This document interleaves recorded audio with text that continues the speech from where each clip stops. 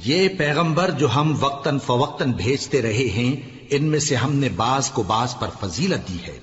بعض ایسے ہیں جن سے اللہ نے گفتگو کی، اور بعض کے دوسرے امور میں مرتبے بلند کیے، اور عیسیٰ ابن مریم کو ہم نے کھلی ہوئی نشانیاں عطا کی، اور روح القدس سے ان کو مدد دی۔ اور اگر اللہ چاہتا تو ان سے پچھلے لوگ اپنے پاس کھلی نشانیاں آنے کے بعد آپس میں نہ لڑتے، لیکن انہوں نے اختلاف کیا تو ان میں سے بعض تو ایمان لے آئے اور بعض کافر ہی رہے۔ اور اگر اللہ چاہتا تو یہ لوگ باہم جنگ و قتال نہ کرتے، لیکن اللہ جو چاہتا ہے کرتا ہے۔ اے ایمان والو، جو مال ہم نے تم کو دیا ہے اس میں سے اس دن کے آنے سے پہلے پہلے خرچ کر لو جس میں نہ اعمال کا سودا ہو اور نہ دوستی اور سفارش ہو سکے، اور کفر کرنے والے لوگ ظالم ہیں۔ اللہ وہ معبود برحق ہے کہ اس کے سوا کوئی عبادت کے لائق نہیں، زندہ ہے، سب کو تھامنے والا، اسے نہ اونگ آتی ہے نہ نیند۔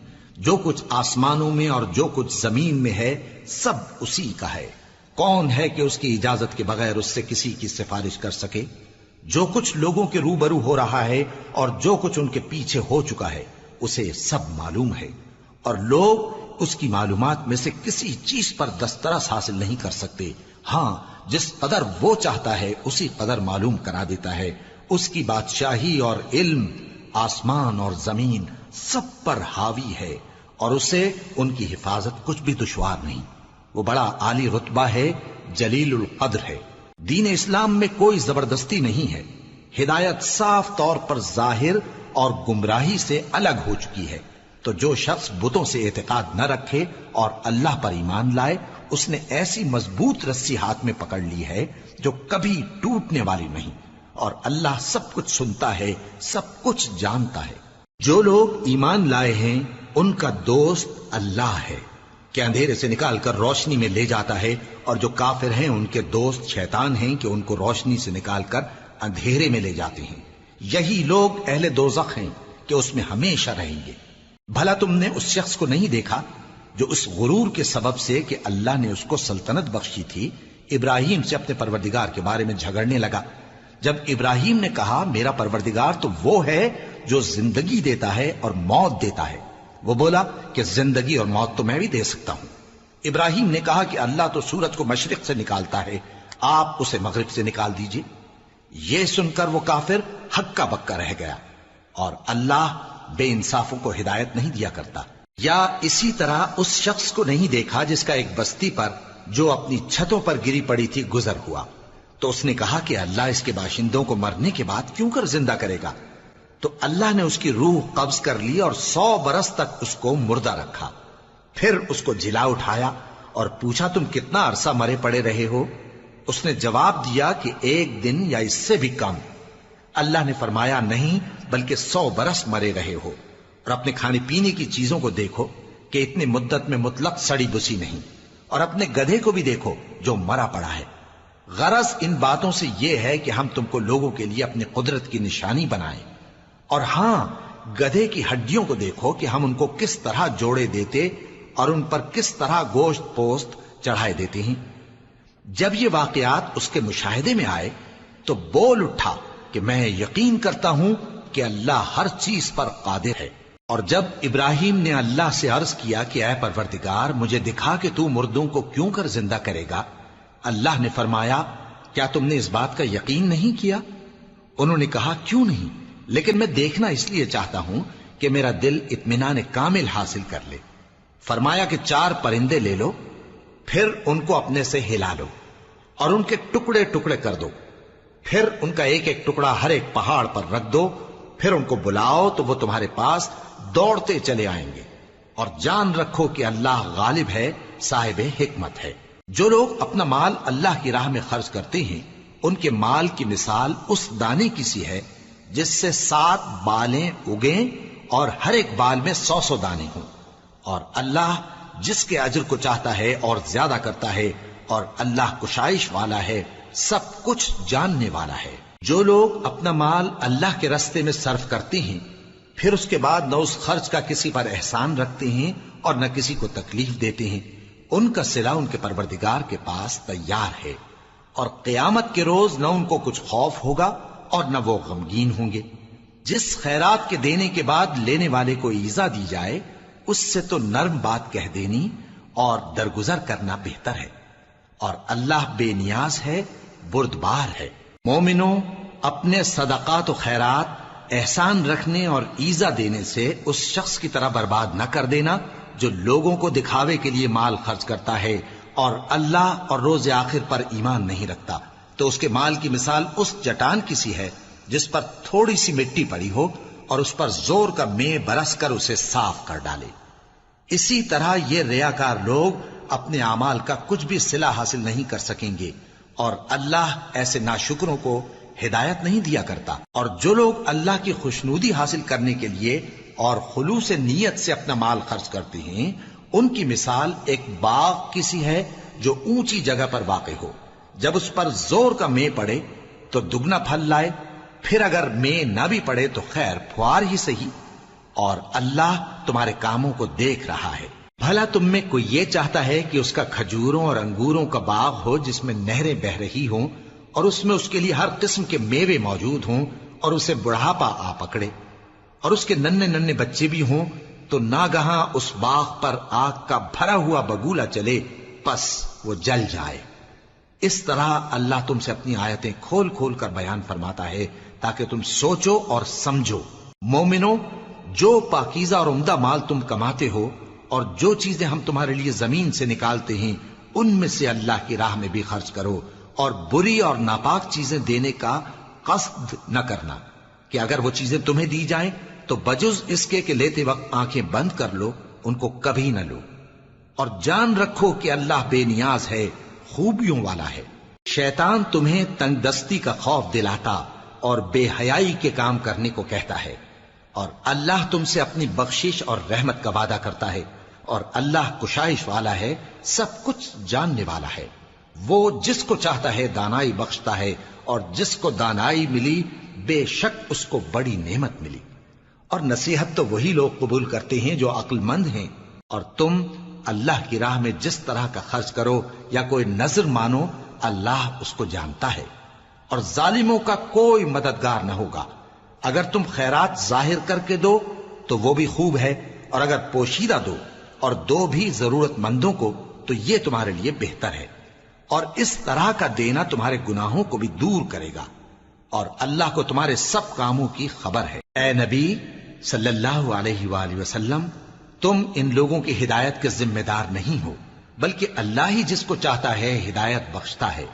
اور مومنو، تم جو مال خرچ کرو گے تو اس کا فائدہ تمہیں کو ہے، اور تم تو جو خرچ کرو گے اللہ کی خوشنودی کے لیے کرو گے، اور جو مال تم خرچ کرو گے وہ تمہیں پورا پورا دے دیا جائے گا اور تمہارا کچھ نقصان نہیں کیا جائے گا۔ اور ہاں، تم جو خرچ کرو گے تو ان حاجت مندوں کے لیے جو اللہ کی راہ میں رکے بیٹھے ہیں اور ملک میں کسی طرف جانے کی طاقت نہیں رکھتے اور مانگنے سے آر رکھتے ہیں، یہاں تک کہ نہ مانگنے کی وجہ سے ناواقف شخص ان کو تونگر خیال کرتا ہے، اور تم قیافے سے ان کو صاف پہچان لو کہ حاجت مند ہیں، اور شرم کے سبب لوگوں سے منہ پھوڑ کر اور لپٹ کر نہیں مانگ سکتے۔ اور تم جو مال خرچ کرو گے کچھ شک نہیں کہ اللہ اس کو جانتا ہے۔ جو لوگ اپنا مال رات اور دن اور پوشیدہ اور ظاہر اللہ کی راہ میں خرچ کرتے رہتے ہیں، ان کا صلہ ان کے پروردگار کے پاس ہے، اور ان کو قیامت کے دن نہ کسی طرح کا خوف ہوگا اور نہ غم۔ جو لوگ سود کھاتے ہیں وہ قبروں سے اس طرح حواس باختہ اٹھیں گے جیسے کسی کو جن نے لپٹ کر دیوانہ بنا دیا ہو، یہ اس لیے کہ وہ کہتے ہیں کہ سودا بیچنا بھی تو نفع کے لحاظ سے ویسا ہی ہے جیسے سود لینا، حالانکہ سودے کو اللہ نے حلال کیا ہے اور سود کو حرام۔ تو جس شخص کے پاس اللہ کی نصیحت پہنچی اور وہ سود لینے سے باز آ گیا تو جو پہلے ہو چکا وہ اس کا، اور قیامت میں اس کا معاملہ اللہ کے سپرد۔ اور جو پھر لینے لگا تو ایسے لوگ دوزخی ہیں کہ ہمیشہ دوزخ میں جلتے رہیں گے۔ اللہ سود کو نابود یعنی بے برکت کرتا اور خیرات کی برکت کو بڑھاتا ہے، اور اللہ کسی ناشکر گناہگار کو دوست نہیں رکھتا۔ جو لوگ ایمان لائے اور نیک عمل کرتے اور نماز پڑھتے اور زکوٰۃ دیتے رہے، ان کو ان کے کاموں کا صلہ اللہ کے ہاں ملے گا، اور قیامت کے دن ان کو نہ کچھ خوف ہوگا اور نہ وہ غمناک ہوں گے۔ مومنو، اللہ سے ڈرو، اور اگر ایمان رکھتے ہو تو جتنا سود باقی رہ گیا ہے اس کو چھوڑ دو، پھر اگر ایسا نہ کرو گے تو تم اللہ اور اس کے رسول کی طرف سے اعلان جنگ سن لو، اور اگر توبہ کر لو گے اور سود چھوڑ دو گے تو تم کو اپنی اصل رقم لینے کا حق ہے، جس میں نہ اوروں کا نقصان اور نہ تمہارا نقصان۔ اور اگر قرض لینے والا تنگ دست ہو تو اسے کشائش کے حاصل ہونے تک مہلت دو، اور اگر زر قرض بخش دو تو وہ تمہارے لیے زیادہ اچھا ہے، بشرطے کہ سمجھو۔ اور اس دن سے ڈرو جبکہ تم اللہ کے حضور میں لوٹ کر جاؤ گے، اور ہر شخص اپنے اعمال کا پورا پورا بدلہ پائے گا اور کسی کو کچھ نقصان نہ ہوگا۔ مومنو، جب تم آپس میں کسی میعاد معین کے لیے قرض کا معاملہ کرنے لگو تو اس کو لکھ لیا کرو، اور لکھنے والا تم میں کسی کا نقصان نہ کرے بلکہ انصاف سے لکھے۔ نیز لکھنے والا جیسا اللہ نے اسے سکھایا ہے لکھنے سے انکار بھی نہ کرے اور دستاویز لکھ دے، اور جو شخص قرض لے وہی دستاویز کا مضمون بول کر لکھوائے، اور اللہ سے کہ اس کا مالک ہے خوف کرے، اور زر قرض میں سے کچھ کم نہ لکھوائے۔ اور اگر قرض لینے والا کم عقل یا ضعیف ہو یا مضمون لکھوانے کی قابلیت نہ رکھتا ہو تو جو اس کا ولی ہو وہ انصاف کے ساتھ مضمون لکھوائے، اور اپنے میں سے 2 مردوں کو ایسے معاملے کے گواہ کر لیا کرو، اور اگر 2 مرد نہ ہوں تو 1 مرد اور 2 عورتیں جن کو تم گواہ پسند کرو کافی ہیں، کہ اگر ان میں سے ایک بھول جائے گی تو دوسری اسے یاد دلا دے گی، اور جب گواہ گواہی کے لیے طلب کیے جائیں تو انکار نہ کریں۔ اور قرض تھوڑا ہو یا بہت اس کی دستاویز کے لکھنے لکھانے میں سستی نہ کرنا، یہ بات اللہ کے نزدیک نہایت قرین انصاف ہے، اور شہادت کے لیے بھی یہ بہت درست طریقہ ہے۔ اس سے تم کو کسی طرح کا شک و شبہ بھی نہیں پڑے گا۔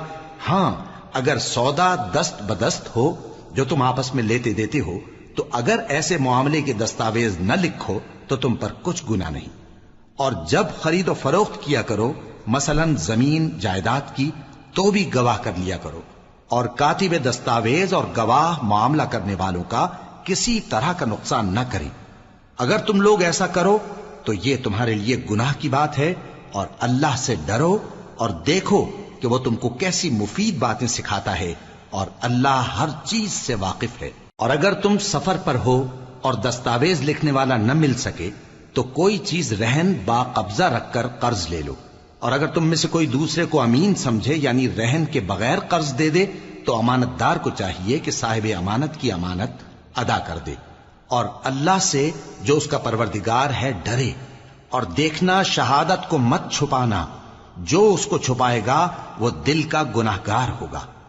اور اللہ تمہارے سب کاموں سے واقف ہے، جو کچھ آسمانوں میں اور جو کچھ زمین میں ہے سب اللہ ہی کا ہے۔ تم اپنے دلوں کی بات کو ظاہر کرو گے تو اور چھپاؤ گے تو اللہ تم سے اس کا حساب لے گا، پھر وہ جسے چاہے مغفرت کرے اور جسے چاہے عذاب دے، اور اللہ ہر چیز پر قادر ہے۔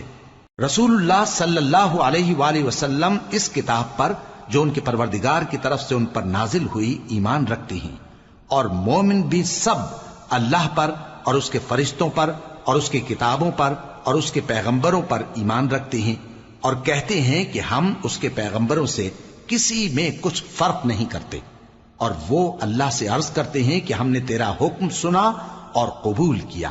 اے پروردگار، ہم تیری بخشش مانگتے ہیں اور تیری ہی طرف لوٹ کر جانا ہے۔ اللہ کسی شخص کو اس کی طاقت سے زیادہ کا ذمہ دار نہیں بناتا۔ اچھے کام کرے گا تو اس کو ان کا فائدہ ملے گا، برے کرے گا تو اسے ان کا نقصان پہنچے گا۔ اے پروردگار، اگر ہم سے بھول یا چوک ہو گئی ہو تو ہم سے مواخذہ نہ کیجو۔ اے پروردگار، ہم پر ایسا بوجھ نہ ڈالیو جیسا تو نے ہم سے پہلے لوگوں پر ڈالا تھا۔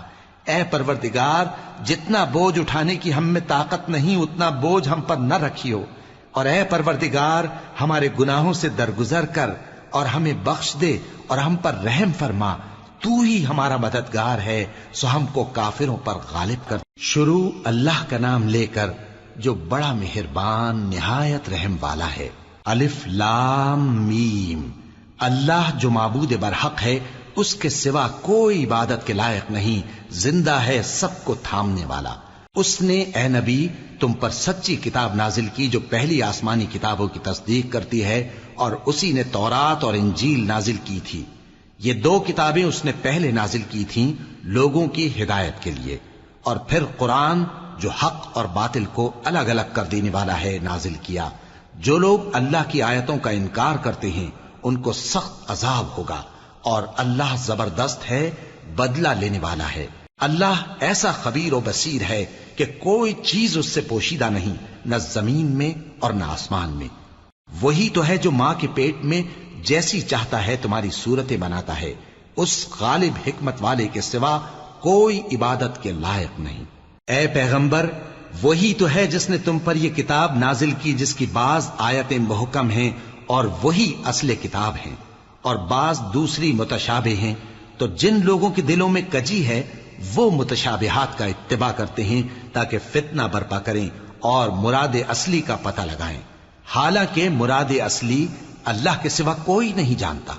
اور جو لوگ علم میں گہری نظر رکھتے ہیں وہ یہ کہتے ہیں کہ ہم ان پر ایمان لائے۔ یہ سب آیات ہمارے پروردگار کی طرف سے ہیں، اور نصیحت تو عقل مند ہی قبول کرتے ہیں۔ اے پروردگار، جب تو نے ہمیں ہدایت بخشی ہے تو اس کے بعد ہمارے دلوں میں کجی نہ پیدا کر دیجو، اور ہمیں اپنے ہاتھ سے رحمت عطا فرما، تو بڑا عطا فرمانے والا ہے۔ اے پروردگار، تو اس روز جس کے آنے میں کچھ بھی شک نہیں سب لوگوں کو اپنے حضور میں جمع کر لے گا، بے شک اللہ خلاف وعدہ نہیں کرتا۔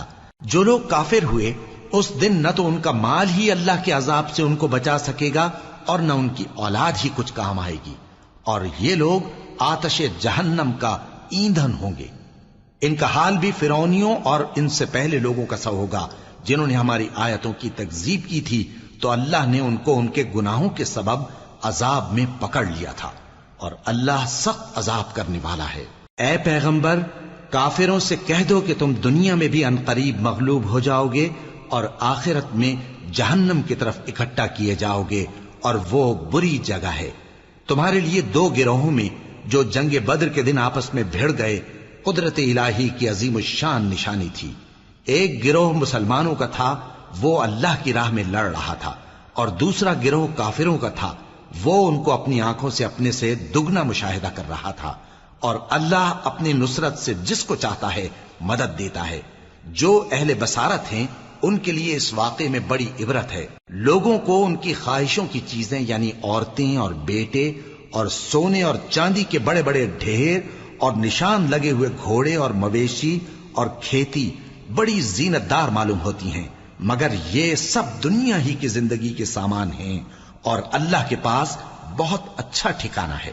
اے پیغمبر، ان سے کہو کہ بھلا میں تم کو ایسی چیز بتاؤں جو ان چیزوں سے کہیں اچھی ہو؟ سنو، جو لوگ پرہیزگار ہیں ان کے لیے اللہ کے ہاں باغات بہشت ہیں جن کے نیچے نہریں بہ رہی ہیں، ان میں وہ ہمیشہ رہیں گے، اور پاکیزہ بیویاں ہیں، اور سب سے بڑھ کر اللہ کی خوشنودی۔ اور اللہ اپنے سب بندوں کو دیکھ رہا ہے جو اللہ سے التجا کرتے ہیں کہ اے پروردگار، ہم ایمان لے آئے سو ہم کو ہمارے گناہ معاف فرما اور ہم کو دوزخ کے عذاب سے محفوظ رکھ۔ یہ وہ لوگ ہیں جو مشکلات میں صبر کرتے اور سچ بولتے اور عبادت میں لگے رہتے اور نیکی میں خرچ کرتے اور اوقات سحر میں گناہوں کی معافی مانگا کرتے ہیں۔ اللہ تو اس بات کی گواہی دیتا ہے کہ اس کے سوا کوئی معبود نہیں، اس حال میں کہ وہ انصاف کا حاکم ہے، اور فرشتے اور علم والے بھی گواہی دیتے ہیں کہ اس غالب حکمت والے کے سوا کوئی لائق عبادت نہیں۔ دین تو اللہ کے نزدیک اسلام ہی ہے، اور اہل کتاب نے جو اس دین سے اختلاف کیا تو علم حاصل ہونے کے بعد آپس کی ضد سے کیا، اور جو شخص اللہ کی آیتوں کو نہ مانے تو اللہ جلد حساب لینے والا ہے۔ اے پیغمبر، پس اگر یہ لوگ تم سے جھگڑنے لگیں تو کہنا کہ میں اور میرے پیرو تو اللہ کے فرمانبردار ہو چکے، اور اہل کتاب اور ان پڑھ لوگوں سے کہو کہ کیا تم بھی اللہ کے فرمانبردار بنتے اور اسلام لاتے ہو؟ پس اگر یہ لوگ اسلام لے آئیں تو بے شک ہدایت پالیں، اور اگر تمہارا کہا نہ مانے تو تمہارا کام صرف اللہ کا پیغام پہنچا دینا ہے، اور اللہ اپنے بندوں کو دیکھ رہا ہے۔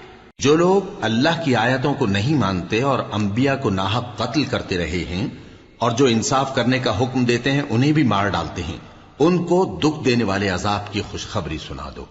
یہ ایسے لوگ ہیں جن کے اعمال دنیا اور آخرت دونوں میں برباد ہیں، اور ان کا کوئی مددگار نہیں ہوگا۔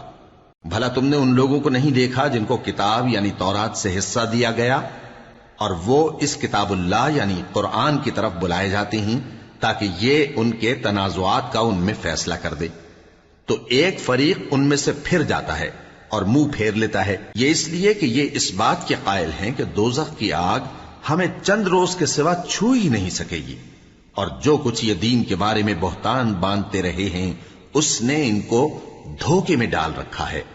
تو اس وقت کیا حال ہوگا جب ہم ان کو جمع کریں گے، یعنی اس روز جس کے آنے میں کچھ بھی شک نہیں، اور ہر نفس اپنے اعمال کا پورا پورا بدلہ پائے گا اور ان پر ظلم نہیں کیا جائے گا۔ کہو کہ اے اللہ، اے بادشاہی کے مالک، تو جس کو چاہے بادشاہی بخشے اور جس سے چاہے بادشاہی چھین لے، اور جس کو چاہے عزت دے اور جسے چاہے ذلیل کرے۔ ہر طرح کی بھلائی تیرے ہی ہاتھ ہے اور بے شک تو ہر چیز پر قادر ہے۔ تو ہی رات کو دن میں داخل کرتا اور تو ہی دن کو رات میں داخل کرتا ہے، تو ہی بے جان سے جاندار پیدا کرتا ہے اور تو ہی جاندار سے بے جان پیدا کرتا ہے، اور تو ہی جس کو چاہتا ہے بے حساب رزق بخشتا ہے۔ مومنوں کو چاہیے کہ مومنوں کے سوا کافروں کو دوست نہ بنائیں، اور جو ایسا کرے گا اس سے اللہ کا کچھ عہد نہیں۔ ہاں اگر اس طریق سے تم ان کے شر سے بچاؤ کی صورت پیدا کرو تو مذائقہ نہیں، اور اللہ تم کو اپنے غضب سے ڈراتا ہے اور اللہ ہی کی طرف تم کو لوٹ کر جانا ہے۔ اے پیغمبر، لوگوں سے کہہ دو کہ کوئی بات تم اپنے دلوں میں مخفی رکھو یا اسے ظاہر کرو، اللہ اس کو جانتا ہے، اور جو کچھ آسمانوں میں اور جو کچھ زمین میں ہے اس کو سب کی خبر ہے، اور وہ ہر چیز پر قادر ہے۔ جس دن ہر شخص اپنی کی ہوئی نیکی کو موجود پا لے گا اور اپنی برائی کو بھی دیکھ لے گا تو آرزو کرے گا کہ اے کاش اس میں اور اس برائی میں دور کی مسافت ہو جاتی، اور اللہ تم کو اپنے غضب سے ڈراتا ہے اور اللہ اپنے بندوں پر نہایت مہربان ہے۔ اے پیغمبر، لوگوں سے کہہ دو کہ اگر تم اللہ کو دوست رکھتے ہو تو میری پیروی کرو، اللہ بھی تمہیں دوست رکھے گا اور تمہارے گناہ معاف کر دے گا، اور اللہ بخشنے والا ہے، مہربان ہے۔ کہہ دو کہ اللہ اور اس کے رسول کا حکم مانو، پس اگر وہ نہ مانے تو اللہ بھی کافروں کو دوست نہیں رکھتا۔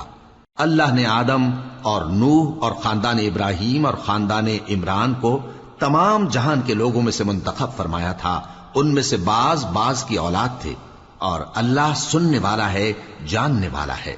وہ وقت یاد کرنے کے لائق ہے جب عمران کی بیوی نے کہا کہ اے پروردگار، جو بچہ میرے پیٹ میں ہے میں اس کو تیری نذر کرتی ہوں، اسے دنیا کے کاموں سے آزاد رکھوں گی، تو اسے میری طرف سے قبول فرما، تو سننے والا ہے، جاننے والا ہے۔ پھر جب ان کے ہاں بچہ پیدا ہوا تو کہنے لگی کہ پروردگار، میرے تو لڑکی ہوئی ہے، جبکہ اللہ خوب جانتا تھا جو ان کے ہاں ولادت ہوئی تھی، اور نہ ہوتا لڑکا مانند اس لڑکی کے، اور کہنے لگی میں نے اس کا نام مریم رکھا ہے، اور میں اس کو اور اس کی اولاد کو شیطان مردود سے تیری پناہ میں دیتی ہوں۔ تو اس کے پروردگار نے اس کو پسندیدگی کے ساتھ قبول فرمایا اور اسے اچھی طرح پرورش کیا، اور زکریا کو اس کا کفیل بنایا۔ زکریا جب کبھی عبادت گاہ میں اس کے پاس جاتے تو اس کے پاس کھانا پاتے۔ یہ کیفیت دیکھ کر ایک دن مریم سے پوچھنے لگے کہ مریم، یہ کھانا تمہارے پاس کہاں سے آتا ہے؟ وہ بولی کہ اللہ کے ہاں سے آتا ہے، بے شک اللہ جسے چاہتا ہے بے حساب رزق دیتا ہے۔ اس وقت زکریا نے اپنے پروردگار کو پکارا، عرض کی کہ پروردگار، مجھے اپنی طرف سے اولاد صالح عطا فرما، تو بے شک دعا سننے والا ہے۔ چنانچہ وہ ابھی عبادت گاہ میں کھڑے نماز ہی پڑھ رہے تھے کہ فرشتوں نے آواز دی کہ زکریا، اللہ تمہیں یحییٰ کی بشارت دیتا ہے، جو کلمۃ اللہ یعنی عیسیٰ کی تصدیق کریں گے اور سردار ہوں گے، اور عورتوں سے رغبت نہ رکھنے والے، اور ایک پیغمبر یعنی نیکوکاروں میں ہوں گے۔ زکریا نے کہا، اے پروردگار، میرے ہاں لڑکا کیوں کر پیدا ہوگا کہ میں تو بڈھا ہو گیا ہوں اور میری بیوی بانجھ ہے؟ فرمایا، اسی طرح اللہ جو چاہتا ہے کرتا ہے۔ زکریا نے کہا کہ پروردگار، میرے لیے کوئی نشانی مقرر فرما دے۔ فرمایا، تمہاری نشانی یہ ہے کہ تم لوگوں سے 3 دن اشارے کے سوا بات نہ کر سکو گے، تو ان دنوں میں اپنے پروردگار کی کثرت سے یاد اور صبح و شام اس کی تسبیح کرنا۔ اور جب فرشتوں نے مریم سے کہا کہ مریم، اللہ نے تم کو برگزیدہ کیا ہے اور تمہیں پاک بنایا ہے اور دنیا جہان کی عورتوں میں سے تم کو منتخب کیا ہے، اے مریم، اپنے پروردگار کی فرما برداری کرنا اور سجدہ کرنا اور رکوع کرنے والوں کے ساتھ رکوع کرنا۔ اے نبی، یہ باتیں اخبار غیب میں سے ہیں جو ہم تمہارے پاس بھیجتے ہیں۔ اور جب وہ لوگ اپنے قلم بطور قرعہ ڈال رہے تھے کہ مریم کا کفیل کون بنے، تو تم ان کے پاس نہیں تھے، اور نہ اس وقت ہی ان کے پاس تھے جب وہ آپس میں جھگڑ رہے تھے۔ وہ وقت بھی یاد کرنے کے لائق ہے جب فرشتوں نے مریم سے کہا کہ مریم، اللہ تم کو اپنی طرف سے ایک کلمے کی بشارت دیتا ہے جس کا نام مسیح اور مشہور عیسیٰ ابن مریم ہوگا، اور جو دنیا اور آخرت میں آبرو مند اور مقربین میں سے ہوگا، اور ماں کی گود میں اور بڑی عمر کا ہو کر دونوں حالتوں میں لوگوں سے یکساں گفتگو کرے گا اور نیکوکاروں میں ہوگا۔ مریم نے کہا کہ پروردگار، میرے ہاں بچہ کیوں کر ہوگا کہ کسی انسان نے مجھے ہاتھ تک تو لگایا نہیں۔ فرمایا کہ اللہ اسی طرح جو چاہتا ہے پیدا کرتا ہے، جب وہ کوئی کام کرنا چاہتا ہے تو ارشاد فرما دیتا ہے کہ ہو جا، تو وہ ہو جاتا ہے۔ اور وہ اسے کتاب و حکمت اور تورات اور انجیل کا علم عطا کرے گا، اور عیسیٰ بنی اسرائیل کی طرف پیغمبر ہو کر جائیں گے اور کہیں گے کہ میں تمہارے پاس تمہارے پروردگار کی طرف سے نشانی لے کر آیا ہوں، وہ یہ کہ تمہارے سامنے مٹی سے پرندے کی صورت بناتا ہوں، پھر اس میں پھونک مارتا ہوں تو وہ اللہ کے حکم سے سچ مچ پرندہ ہو جاتا ہے، اور پیدائشی اندھے اور ابرص کو تندرست کر دیتا ہوں، اور اللہ کے حکم سے مردوں کو زندہ کر دیتا ہوں، اور جو کچھ تم کھا کر آتے ہو اور جو اپنے گھروں میں جمع کر رکھتے ہو سب تم کو بتا دیتا ہوں۔ اگر تم صاحب ایمان ہو تو ان باتوں میں تمہارے لیے نشانی ہے، اور مجھ سے پہلے جو تورات نازل ہوئی تھی اس کی تصدیق بھی کرتا ہوں، اور میں اس لیے بھی آیا ہوں کہ بعض چیزیں جو تم پر حرام تھیں ان کو تمہارے لیے حلال کر دوں، اور میں تو تمہارے پروردگار کی طرف سے نشانی لے کر آیا ہوں۔ تو اللہ سے ڈرو اور میرا کہا مانو، کچھ شک نہیں کہ اللہ ہی میرا اور تمہارا پروردگار ہے، تو اسی کی عبادت کرو، یہی سیدھا رستہ ہے۔ پھر جب عیسیٰ نے ان کی طرف سے انکار و نافرمانی ہی دیکھی تو کہنے لگے کہ کوئی ہے جو اللہ کا طرفدار اور میرا مددگار ہو؟ حواری بولے کہ ہم اللہ کے طرفدار اور آپ کے مددگار ہیں، ہم اللہ پر ایمان لائے اور آپ گواہ رہیں کہ ہم فرمانبردار ہیں۔ اے پروردگار، جو کتاب تو نے نازل فرمائی ہے ہم اس پر ایمان لے آئے اور تیرے پیغمبر کے متبع ہو چکے، تو ہم کو ماننے والوں میں لکھ رکھ۔ اور وہ یعنی یہود قتل عیسیٰ کے بارے میں ایک چال چلے، اور اللہ نے بھی عیسیٰ کو بچانے کے لیے تدبیر کی، اور اللہ بہترین تدبیر کرنے والا ہے۔ اس وقت اللہ نے فرمایا کہ عیسیٰ، میں تمہاری دنیا میں رہنے کی مدت پوری کر کے تم کو اپنی طرف اٹھا لوں گا اور تمہیں کافروں کی صحبت سے پاک کر دوں گا، اور جو لوگ تمہاری پیروی کریں گے ان کو کافروں پر قیامت تک فائق و غالب رکھوں گا۔ پھر تم سب میرے پاس لوٹ کر آؤ گے تو جن باتوں میں تم اختلاف کرتے رہے اس دن تم میں ان کا فیصلہ کر دوں گا۔ اب جو کافر ہوئے ان کو دنیا اور آخرت دونوں میں سخت عذاب دوں گا، اور ان کا کوئی مددگار نہ ہوگا۔ اور جو لوگ ایمان لائے اور عمل نیک کرتے رہے ان کو اللہ پورا پورا صلہ دے گا، اور اللہ ظالموں کو دوست نہیں رکھتا۔ اے نبی، یہ ہم تم کو اللہ کی آیتیں اور حکمت بھری نصیحتیں پڑھ پڑھ کر سناتے ہیں۔ عیسیٰ کا حال اللہ کے نزدیک آدم کا سا ہے کہ اس نے پہلے مٹی سے ان کو بنایا، پھر فرمایا کہ باشعور انسان ہو جا، تو وہ ویسے ہی ہو گئے۔ یہ بات تمہارے پروردگار کی طرف سے حق ہے، تو تم ہرگز شک کرنے والوں میں نہ ہونا۔ پھر اگر یہ لوگ عیسیٰ کے بارے میں تم سے جھگڑا کریں اس کے بعد کہ تم کو حقیقت معلوم ہو ہی چکی ہے، تو ان سے کہنا کہ آؤ ہم اپنے بیٹوں اور بیٹیوں کو بلائیں، تم اپنے بیٹوں اور بیٹیوں کو بلاؤ، اور ہم خود بھی آئیں اور تم خود بھی آؤ، پھر دونوں فریق اللہ سے دعا و التجا کریں، اس طرح جھوٹوں پر اللہ کی لعنت بھیجیں۔ یہ تمام بیانات صحیح ہیں، اور اللہ کے سوا کوئی معبود نہیں، اور بے شک اللہ غالب ہے، صاحب حکمت ہے۔ بس اگر یہ لوگ پھر جائیں تو اللہ مفسدوں کو خوب جانتا ہے۔ کہہ دو کہ اے اہل کتاب، جو بات ہمارے اور تمہارے دونوں کے درمیان یکساں تسلیم کی گئی ہے اس کی طرف آؤ، وہ یہ کہ اللہ کے سوا ہم کسی کی عبادت نہ کریں اور اس کے ساتھ کسی چیز کو شریک نہ بنائیں، اور ہم میں کوئی کسی کو اللہ کے سوا اپنا کارساز نہ سمجھے۔ پھر اگر یہ لوگ اس بات کو نہ مانیں تو ان سے کہہ دو کہ تم گواہ رہو کہ ہم اللہ کے فرما بردار ہیں۔ اے اہل کتاب، تم ابراہیم کے بارے میں کیوں جھگڑتے ہو؟ حالانکہ تورات اور انجیل ان کے بعد اتری ہیں اور وہ پہلے ہو چکے، تو کیا تم عقل نہیں رکھتے؟ دیکھو، ایسی بات میں تو تم نے جھگڑا کیا ہی تھا جس کا تمہیں کچھ علم تھا بھی، مگر ایسی بات میں کیوں جھگڑتے ہو جس کا تم کو کچھ بھی علم نہیں؟ اور اللہ جانتا ہے اور تم نہیں جانتے۔ ابراہیم نہ تو یہودی تھے اور نہ عیسائی، بلکہ سب سے بے تعلق ہو کر ایک اللہ کے ہو رہے تھے اور اسی کے فرما بردار تھے اور مشرکوں میں نہ تھے۔ ابراہیم سے زیادہ قرب رکھنے والے تو وہ لوگ ہیں جو ان کی پیروی کرتے رہے، اور یہ پیغمبر آخر الزماں صلی اللہ علیہ وآلہ وسلم اور وہ لوگ جو ایمان لائے ہیں، اور اللہ مومنوں کا کارساز ہے۔ اے اہل اسلام، بعض اہل کتاب اس بات کی خواہش رکھتے ہیں کہ کسی طرح تم کو گمراہ کر دیں، حالانکہ یہ تم کو کیا گمراہ کریں گے، اپنے آپ کو ہی گمراہ کر رہے ہیں اور نہیں جانتے۔ اے اہل کتاب، تم اللہ کی آیتوں سے کیوں انکار کرتے ہو اور تم تورات کو مانتے تو ہو؟ اے اہل کتاب، تم سچ کو جھوٹ کے ساتھ خلط ملط کیوں کرتے ہو اور حق کو کیوں چھپاتے ہو جبکہ تم جانتے بھی ہو؟